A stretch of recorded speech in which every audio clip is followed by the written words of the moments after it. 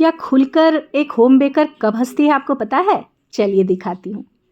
यहाँ एकदम से चिल्ड व्हिपिंग क्रीम मैं निकाल रही हूँ फ्रीज़र से। डीप फ्रीज़र में मैंने इसे रखा था, फिर इसे 2 घंटे के लिए मैंने रूम टेम्परेचर पर रखा और यहाँ अब केक टिन निकाल रही हूँ। तो आप सोच रहे होंगे कि ये मैं क्यों बता रही हूँ। जी हाँ, आज की वीडियो थोड़ा सा बारीक बारीक चीज़ों को मैं लेके आई हूँ। तो यहाँ मुझे इस तरह का 3 स्टेप केक ऑर्डर मिला, जो इंगेजमेंट केक मुझे तैयार करना था। और जिन्होंने मुझे ऑर्डर दिया उन्होंने कहा दीदी मैंने आपका गूगल पेज में रिव्यू देख करके ही दिया है, तो थोड़ा अच्छा ही बनाइएगा। तो मैंने तुरंत से ऑर्डर को एक्सेप्ट किया और लग गई तैयारियों में। तो सबसे पहले मैंने यहाँ कढ़ाई को प्रीहीट होने दिया, उसके बाद दूसरा जो स्टेप था वो तवे पर मुझे बनाना था और तीसरा ओवन में। तो एक साथ में मेरा तीनों स्पॉन्ज बेक हो जाएगा और इस तरह से मैं जल्दी जल्दी काम को कर पाऊँगी, क्योंकि स्पॉन्ज को बेक होने में जितना टाइम लगता है उसे ठंडा होने में कम से कम 1 घंटा मुझे छोड़ना पड़ता है। पर जब कभी इमरजेंसी केक ऑर्डर आती है तो बड़ी जुगाड़ में काम करना पड़ता है जुगत में हम होम बेकर को, क्योंकि हम बनी हुई केक नहीं खिलाते, एकदम से फ्रेश बेक करके खिलाते हैं। यही वजह है कि हम होम बेकर पर लोग ट्रस्ट करते हैं। तो इस वीडियो के माध्यम से मैं बहुत बहुत धन्यवाद देती हूँ उन सारे व्यूवर्स का, उन सारे क्लाइंट का जिन्होंने मुझ पर भरोसा करके ऑर्डर दिया। और आपने देखा कि क्रीम जो मैंने रूम टेम्परेचर पर छोड़ा था एकदम लिक्विडी फॉर्म में आ चुकी थी। अब मैं यहाँ फुल स्पीड में इसे बेक कर रही हूँ। एक बड़े डेगची का मैंने यूज़ किया है, मैं तो इसे डेगची ही कहती हूँ, देवघर में हमारे यहाँ डेगची ही कहते हैं, बाहर इसे पतीला कहते हैं, भगोना कहते हैं और मुझे पता नहीं और भी बहुत कुछ कहते हैं।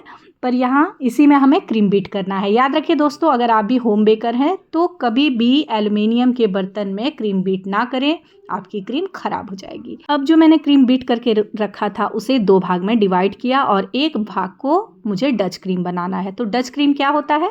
जब हम चॉकलेट केक प्रिपेयर करते हैं तो क्रीम के साथ जो हम चॉकलेट को मिक्स करके क्रीम लगाते हैं, बनाते हैं, उसे ही डच क्रीम कहते हैं। हमें स्टीम इस तरह से रख के अपने केक स्पॉन्ज को बेक करना है। यहाँ मेरी 8 इंच वाली केक स्पॉन्ज बेक हो गई थी और तीनों ही स्पॉन्ज को मैंने ठंडा होने दे दिया। अब बारी थी केक बेस को तैयार करना। तो ड्रम बेस हमारे यहाँ अवेलेबल नहीं हो पाता है या बहुत ज़्यादा महंगा मिलता है। तो आज मैं बताने वाली हूँ कि जब आपको एज अ होम बेकर बड़ा ऑर्डर मिले तो किस तरह से अपने केक बेस को तैयार करते हैं। और मुझे 6 पाउंड का केक ऑर्डर मिला था, तो इस तरह से 2 केक बेस मैंने लिया है 12-12 इंच का और इस तरह से यहाँ हमारी बेस मजबूत हो गई। अब इसमें 6 to 7 पाउंड केक आराम से चला जाएगा। तो अब क्या करना है, केक बेस हमारा हो गया है तैयार और क्रीम हमारी बीट हो चुकी है, डच क्रीम भी मैंने बना लिया है, स्पॉन्ज तीनों एकदम ठंडा हो गया तो मैंने बारी बारी से सारे स्पॉन्ज की लेयर निकाली। यहाँ चॉकलेट गनाश घर पर बनाया मैंने, जो इतना माउथ वाटरिंग है जिसका कोई जवाब नहीं। और घर पर बनी हुई चीज़ें हमेशा ही फ्रेश होती है, तुरंत बनी हुई चीज़ का टेस्ट ही थोड़ा अनोखा होता है। तो अगर आप भी मेरे प्यारे व्यूवर्स देवघर शहर से देख रहे हैं, देवघर के आसपास से देख रहे हैं, तो आप मुझे ऑर्डर प्लेस कर सकते हैं। और मेरा केक देवघर से दुमका, गोड्डा, जामताड़ा, गिरिडीह, ललमटिया सब जगह सफ़र कर चुका है। पास ही में मधुपुर से भी लोग आते हैं, ले जाते हैं। देवघर एम्स के डॉक्टर सब आते हैं, स्टाफ सब आते हैं, सारे लोग ले जाते हैं। तो बहुत अच्छा लगता है जब आपकी मेहनत को कोई सराहता है। आपकी मेहनत तब सफल होती है जब लोग आपके काम को पसंद करते हैं।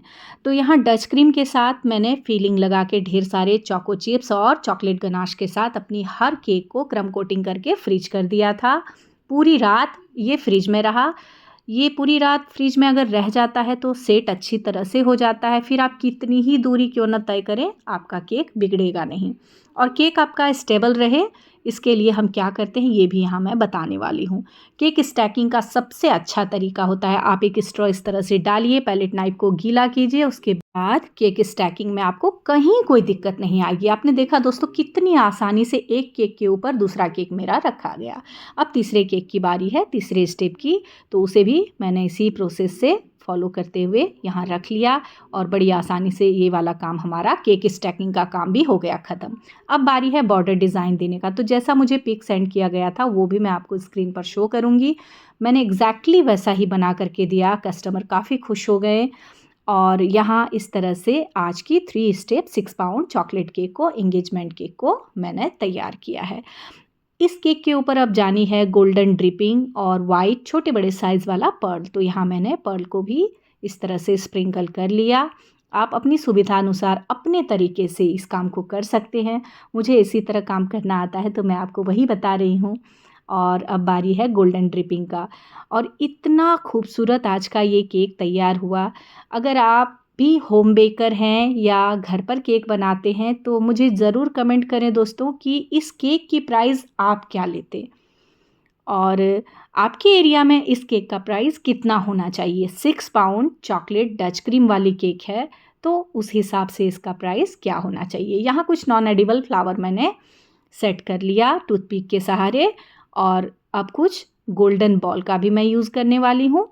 और जैसा पिक्चर में मुझे दिखाया गया था एग्जैक्टली मैंने वैसा ही केक बनाया है, कोई भी इसमें बदलाव मैंने नहीं किया है। और मुझे एक एंगेजमेंट टॉपर भी रखना था तो सबसे पहले यहाँ गोल्डन बॉल के बाद जिप्सी फ्लावर को भी मैंने इस तरह से सेट कर लिया है। और आज की मेरी एंगेजमेंट केक एकदम से तैयार है। तो कैसी लगी दोस्तों आज की ये केक वीडियो, ज़रूर कमेंट करें। और मेरे YouTube channel dream puff home baker को, Facebook page dream puff home baker को ज़रूर फॉलो करें ताकि इस तरह की केक रेसिपी, केक वीडियो लेकर के मैं आप सबों के बीच आ सकूं। और अभी हमारा सफ़र यहाँ ख़त्म नहीं हुआ है क्योंकि अब इसकी पैकिंग की बारी है। तो दोस्तों आप देख सकते हैं कि कितना टफ़ टास्क होता है होम बेकर का। हमारा जो बॉक्स है वो हाइटेड बॉक्स हमें हमेशा अवेलेबल नहीं होता है, जिसके लिए जुगाड़ में हम सबको काम करना पड़ता है। और आज की इस केक को कुछ इस तरह से मैंने डिलीवर किया है। तो मिलती हूँ नेक्स्ट वीडियो में। हर हर महादेव, बाय बाय।